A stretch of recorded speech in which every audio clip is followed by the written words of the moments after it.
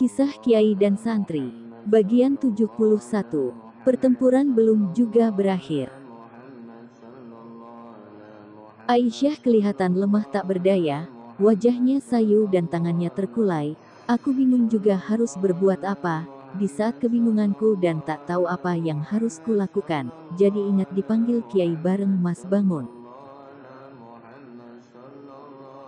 Aku diberi ilmu menarik ilmu orang lain. Cuma sayang aku pas dikasih kok ya ketiduran, gak tahu ngantuk banget, malah aku dibangunkan Mas Bangun, dan ditanya Kiai, sudah hafal belum kuncinya? Aku cuma jawab, belum Kiai. Ya sudah nanti kapan-kapan lagi diulang, kata Kiai. Ya Kiai, terus terang aku tak mengerti Kiai memberi ilmu itu, juga aku bukan orang yang kemaruk ilmu, jadi kurang memperhatikan kalau diberi ilmu. Yaitu, akhirnya diberi ilmu, malah gak tahu apa dan bagaimana ilmunya. Weslah pasrah saja sama Allah. Mas, tadi hafal ilmunya? Tanyaku pada Mas Bangun ketika diantar ke terminal Kampung Rambutan. Walah saya malah gak ngeh sama sekali jawab Mas Bangun. Waduh bagaimana tuh, lah saya malah tertidur. Lah terus bagaimana? Lain kali kalau dikasih ilmu, siap-siap saja kita rekam. Hehehe, saya dah minta izin soal itu, soal merekam apa yang disampaikan Kiai, tapi Kiai gak membolehkan, jawab Mas Bangun menjelaskan bergaya intelek. Ya ngerekamnya gak usah bilang, lawong ngasihnya saja sekali langsung diminta hafal. Bagaimana otak yang low kayak saya ini bisa nangkep? Harusnya sayang kalau ilmu itu terbuang percuma, sayang sekali. Yang aneh kenapa saya kok ngantuk pakai buanget, masak di depan Kiai duduk sambil tiduran, sampai ngorok lagi, yang gak bermutu. Sudahlah kita terima dengan ikhlas saja.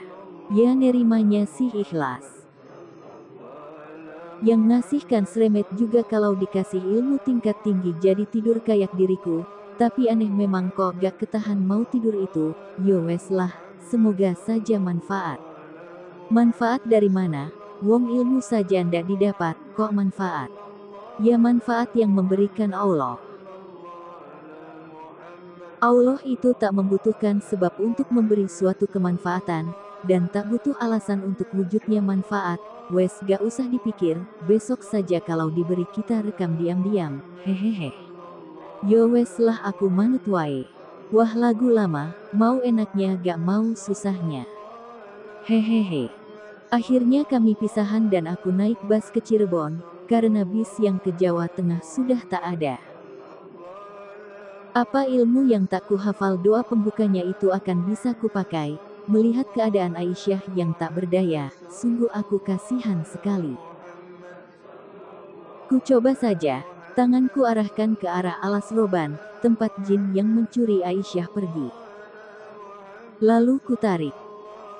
Seperti menarik beras 1 kuintal, berat dan tanganku mengeras. Ku pegang, dan ku masukkan ke tubuhnya Aisyah lagi. Sudah Pak Kiai, terdengar suara Aisyah yang ceria. Tapi hanya separoh, dan kelihatan lemes lagi. Ya sudah tak apa-apa, nanti Kiai tambahi lagi. Iya, nanti ditambahi lagi ya Kiai, wajahnya sudah ceria lagi. Kejadian demi kejadian, ku buat selalu pelajaran, dan semoga aku bisa mengambil hikmah yang terkandung di dalamnya. Dan atas kejadian ini, semoga makin mendewasakanku, mungkin ini cara Allah menggemblengku agar mampu menanggung tanggung jawab yang besar, entah juga tanggung jawab apa, aku hanya berusaha menjalaninya, sebagaimana jalannya air mengalir. Aisyah sudah mulai kulatih menarik penyakit jarak jauh. Dan alhamdulillah perkembangannya lancar, dia seperti tanah subur yang akan tumbuh bila ditanami apa saja. Yang ku suka dia tak pernah menolak jika dimintai tolong apa saja, tak pernah minta imbalan apapun. Aisyah apa gak ingin apa-apa? Tanyaku setelah mengobati beberapa orang, karena kulihat dia kelihatan lelah. Gak Kiai, bilang saja nanti ku beri apa maunya Aisyah.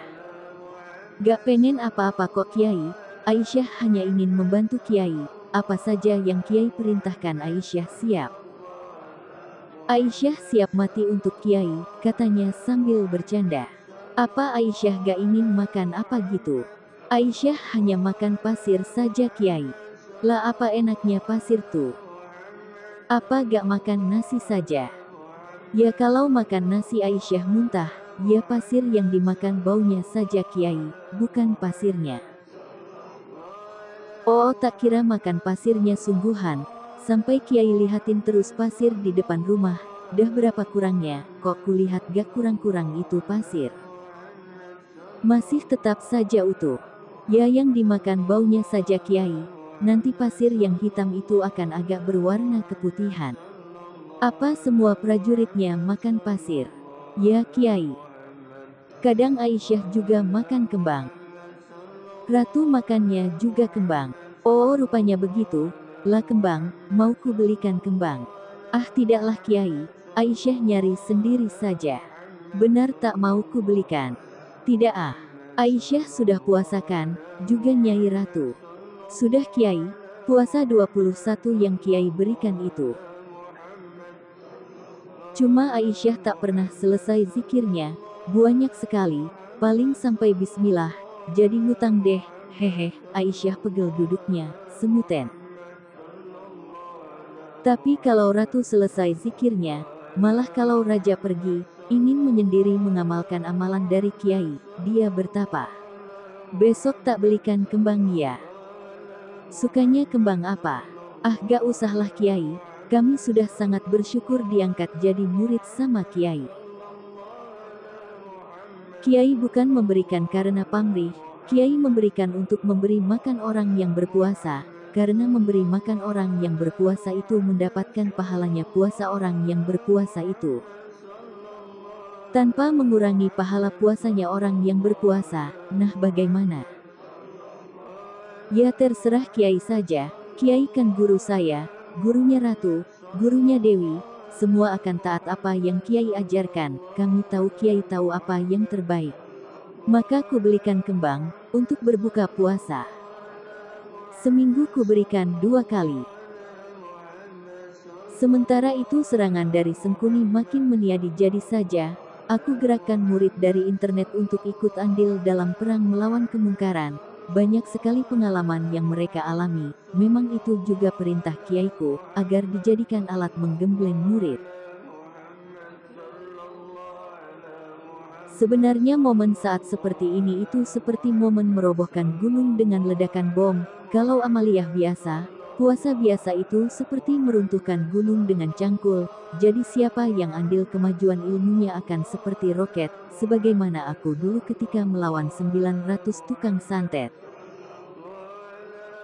Dan perkembangan ilmuku amat pesat sampai aku sendiri tak masuk akal, dan setengah tak percaya dengan kejadian demi kejadian setelahnya setelah melewati ujian berat. Tapi di kejadian itu juga akan jadi penyaring. Siapa yang akan terbentuk dengan bentuk yang diinginkan atau siapa yang akan tumbang dan berlalu menjadi murid yang laman berkembangnya, siapa yang pantas dijadikan paku bumi, dan siapa yang hanya jadi rumput, itu berlaku juga untuk murid kiaiku. Aneh memang didikan seperti ini. Kayak gak masuk akal, tapi kiaiku selalu menekankan, biar alam yang menyeleksi murid yang jadi dan yang hanya berlalu saja, dan muridku yang asli sini malah semua tak ada yang peduli sama sekali, hanya 80% yang jadi.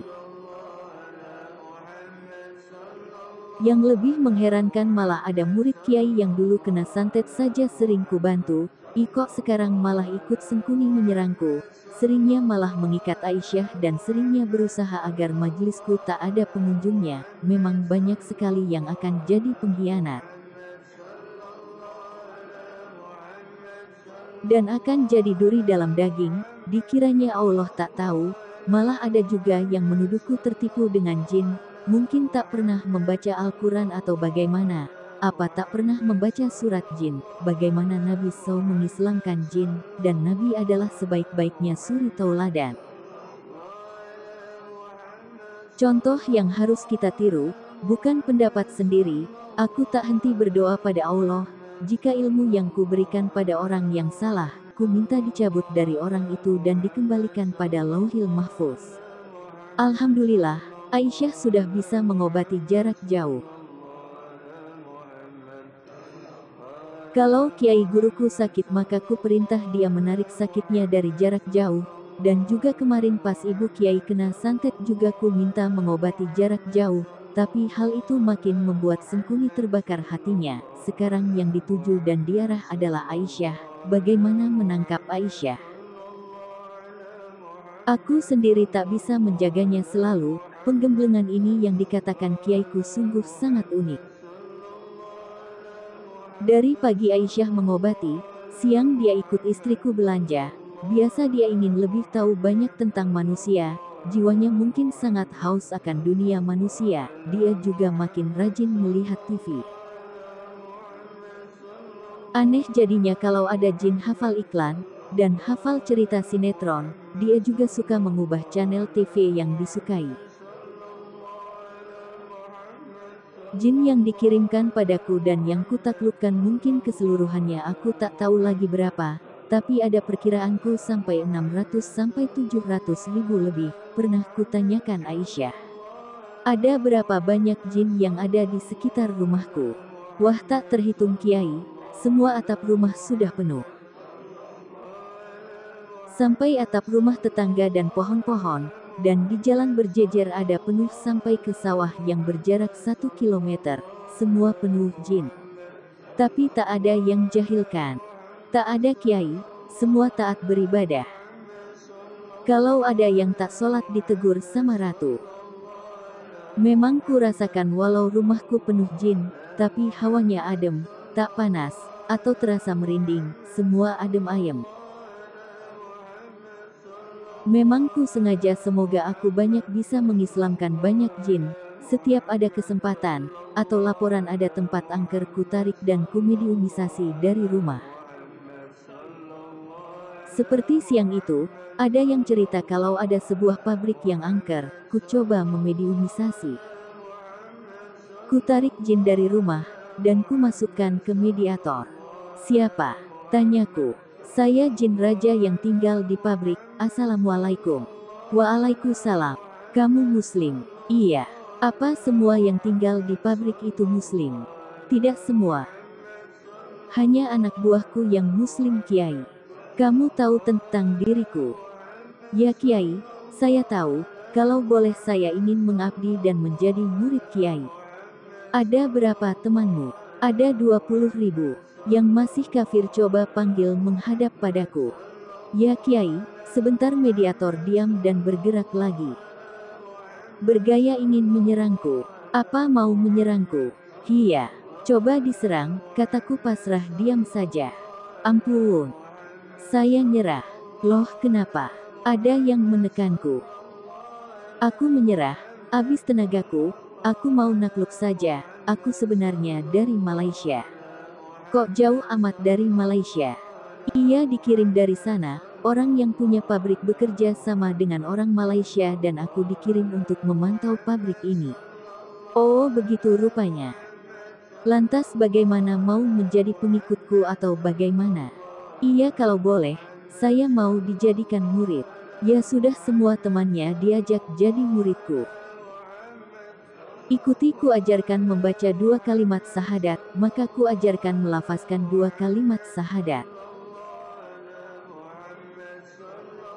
Kejadian hal seperti itu, hampir tiap hari terjadi, kadang ada jin dari jauh, berombongan, dan minta diislamkan, lalu setelah masuk Islam ada yang tinggal, ingin ikut mengaji, ada juga yang datang setelah diislamkan kemudian mereka pergi lagi, itu hampir tiap hari.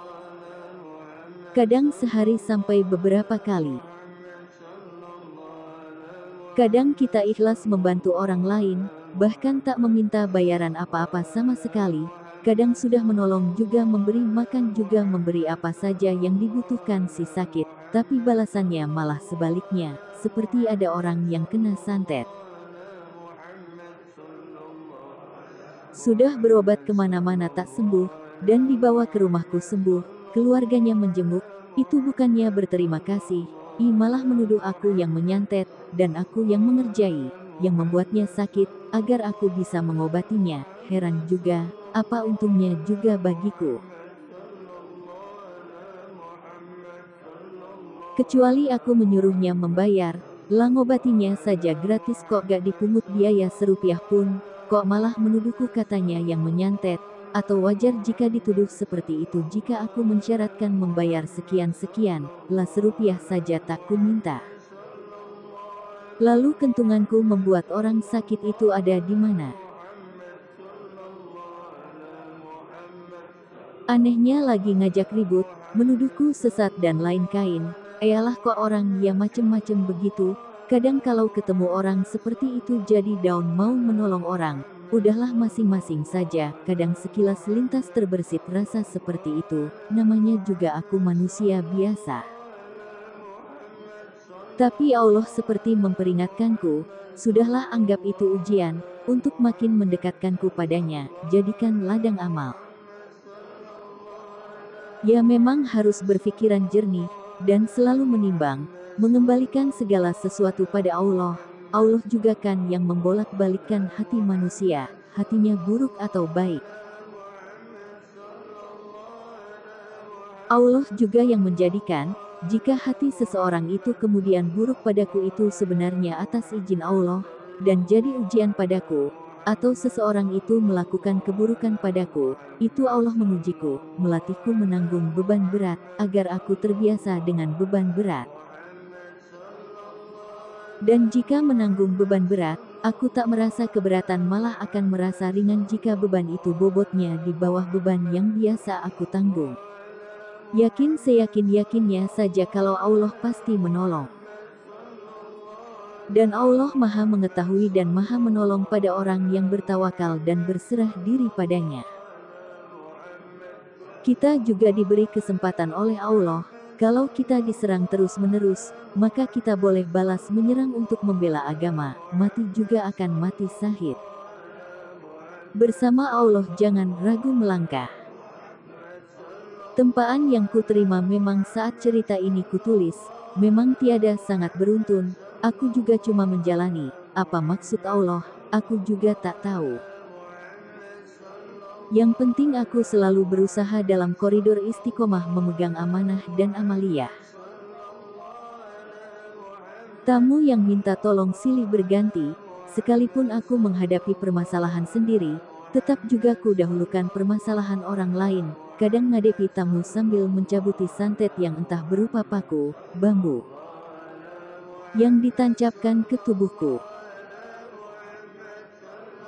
Datang tamu dari MTS Wali Songo, dulu tempat Aisyah mengganggu, bersama prajuritnya, katanya masih banyak kerasukan terjadi. Sebenarnya kalau mereka tahu, mereka tak akan minta bantuan dukun atau paranormal, yang memang menawarkan diri untuk menolong kerasukan itu. Karena jin yang merasuk ke siswa itu adalah jin yang memang malah kirimannya dukun, kalau motif dan tujuan aslinya sendiri aku tak tahu apa itu. Tapi kalau menurut pendapatku itu motifnya dukunnya pengen dapat pekerjaan agar dapat uang, atau namanya jadi tenar karena mengobati kerasukan itu, tak tahu juga. Maaf Pak Kiai mengganggu, kata dua orang guru MTS. Ada perlu apa Bu? Tanyaku. Ini Pak, kami mau minta solusi. Sudah beberapa bulan ini anak didik kami mengalami kerasukan, jadi kami ingin minta solusi pada Bapak, bagaimana baiknya? Sejak kapan Bu, ada terjadi kerasukan? Sudah ada 3-4 bulan Pak. Sebentar ya Bu, ku tarik Aisyah ke mediator. Ini dulu yang mengganggu anak didik Ibu, ini jin yang dulu bertempat di jembatan yang dibangun itu.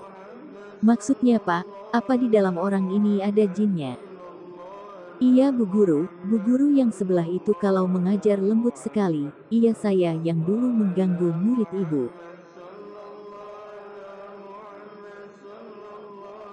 Dulu saya bersama teman-teman saya yang tinggal di jembatan yang diperbaiki, karena waktu memperbaiki jembatannya tak minta izin, jadi raja kami marah, dan membuat murid ibu kami rasuki. Maaf ya Bu, saya sekarang sudah jadi muridnya Pak Kiai. Kedua guru itu terbengong-bengong. Gak tahu paham apa tidak dengan apa yang diucapkan Aisyah. Mungkin gak ngerti, apalagi ini soal gaib, sulit dicerna dengan logikanya orang yang masih memakai akal. Begini loh Bu, jadi dulu saya mendengar kalau sekolah MTS itu banyak kerasukan, maka saya kemudian membantu dari sini. Jinnya yang merasuki anak sekolah itu saya tarik, dan saya taklukkan. Kedua guru itu makin senyum-senyum, mungkin gak paham atau bagaimana, atau kesengsem sama wajahku yang ganteng. Eyalah memang susah menjelaskannya.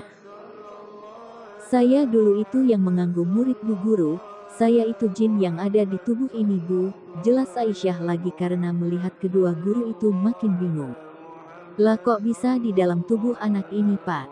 Tanya salah satu guru. Ya kayak di TV itu loh Bu. Di acara Dua Dunia, jadi jinnya dimasukkan ke manusia, dimediumisasi. Tapi ini sekarang masih banyak kerasukan kok Pak, kata Bu Guru satunya, sambil memperbaiki tempat duduknya. Mungkin agak mulai paham. Ya kalau sekarang yang merasuki itu bukan dari kelompok saya Bu, jelas Aisyah lagi. Lah terus dari mana? Tanya Bu Guru. Dari yang sengaja dibawa dukunnya, jelas Aisyah. Lah kok bisa? Kan mereka mau menolong, kata Bu Guru heran. Begini saja Bu, biar jinnya dari sekolahan ku tarik ke sini, ku mediumisasi, nanti Bu Guru tanya saja sendiri, jelasku. Apa bisa? Ya nanti dilihat saja, ku tarik salah satu jin, dan ku masukkan ke dalam tubuh mediator. Dia menggereng-gereng mau menyerangku. Siapa ini? Tanyaku. Jin diam saja. Siapa? Kamu tak mau bicara. Dia menggeleng. Benar tak mau bicara. Dia tetap menggeleng. Baik kalau begitu, ku penggal saja, kataku lantas mencabut pedang gaib, dan ku tempel ke lehernya. Iya ampun jangan bunuh aku. Aku mau bicara. Kamu kenapa? Mengganggu di sekolah MTS, kenapa merasuki siswa? Aku disuruh. Disuruh siapa? Dia diam. Disuruh siapa? Ku ulangi pertanyaan. Tapi dia tetap diam, ku tempel saja pedang yang ku pegang ke lehernya. Dia baru mengaku disuruh dua dukun yang biasa dimintai tolong mengeluarkan kerasukan di sekolah. Nah ibu tahu sendiri kan, kataku pada kedua guru. Kedua guru itu masih setengah percaya setengah tidak. Lalu keduanya untuk meyakinkan diri mereka sendiri, menanyakan ini itu. Setelah keduanya kurasa cukup bertanya, aku mengambil alih pembicaraan. Berapa temanmu yang disuruh mengganggu anak sekolah? Tanyaku pada jin. Ada 100 orang. 100 itu apa semua ada di sekolah? Yang ada di sekolah 70. Yang lain masih merasuk di tubuh siswa. Apa kamu mau melawanku atau mau menakluk padaku? Aku tak berani melawan, aku menakluk saja.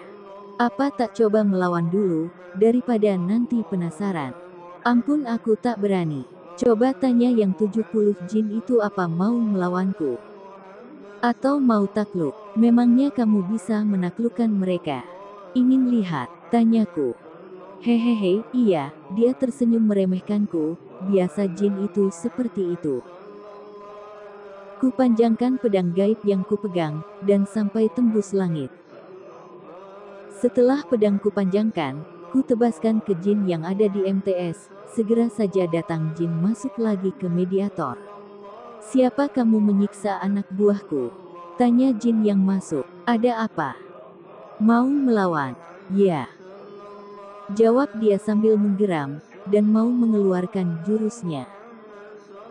Pedangku ganti dengan cambuk, dan segera jinnya kucambuki, sampai minta ampun. Ampun, saya menyerah. Benar menyerah. Coba lagi, cambukmu tak akan mempan. Ku lecutkan lagi cambuk dan ku tambah kekuatan, kembali dia menjerit minta ampun. Bagaimana? Tanyaku. Ya, ampun. Saya menyerah.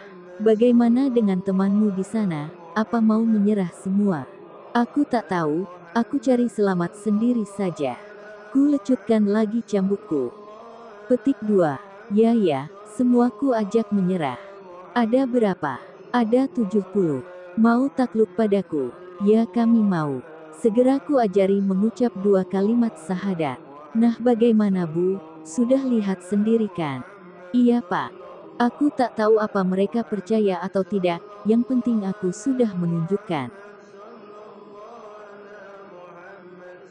Mau mengatakan ini rekayasa atau bagaimana itu urusan mereka, saya juga tak diuntungkan atas apa yang kulakukan. Mereka berjanji akan membawa yang kerasukan ke rumahku, tapi saat tulisan ini kutulis, yang kerasukan malah dibawa ke rumah sakit, akhirnya malah ribut di rumah sakit. Menjerit-jerit tak karuan.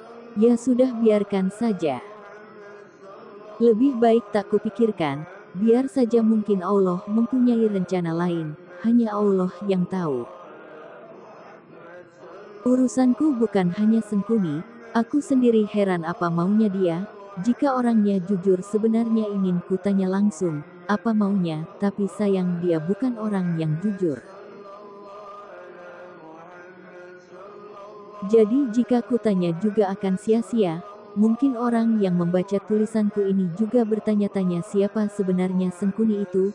Kalau ditanya secara pasti, aku sendiri tak kenal dengan jelas siapa dia. Sengkuni itu menjadi murid Kiai, aku sendiri tak tahu pasti kapan pertama kali.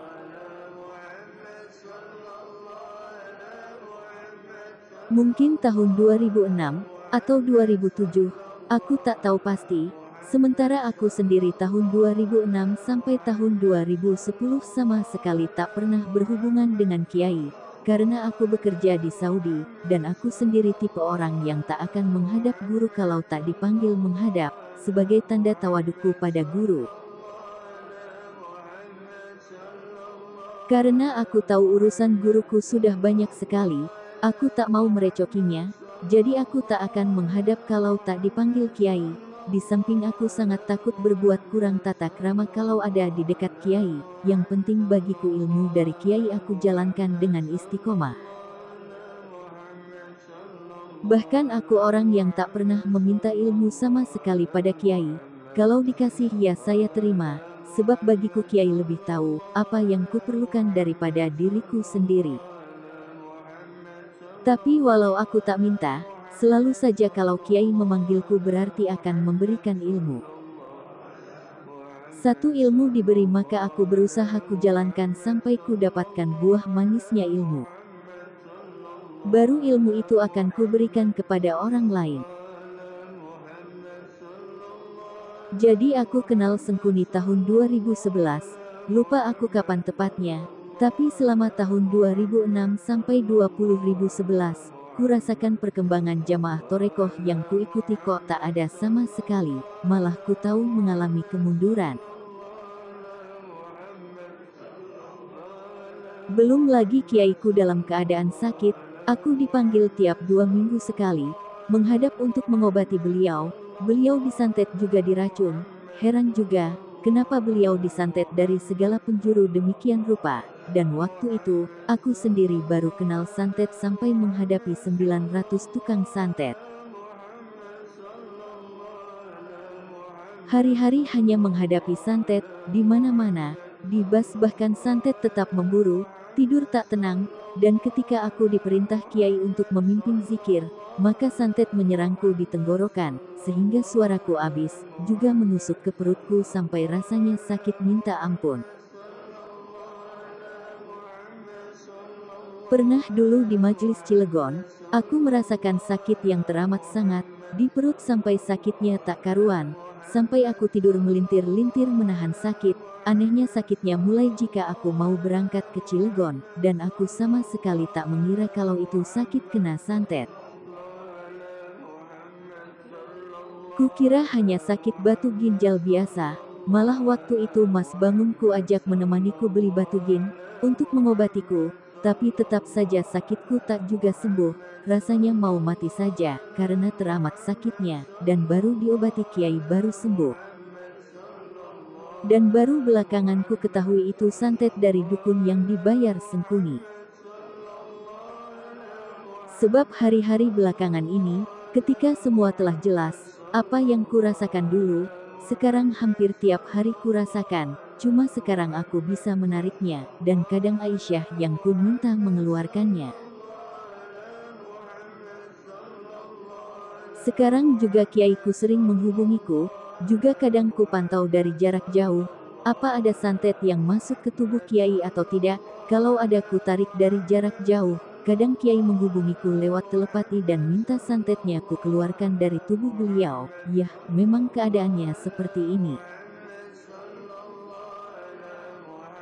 Kasihan juga kalau kiai jauh dariku, beliau sering mengatakan tak ada murid yang bisa diandalkan, karena muridnya masih cenderung mementingkan kepentingannya sendiri-sendiri.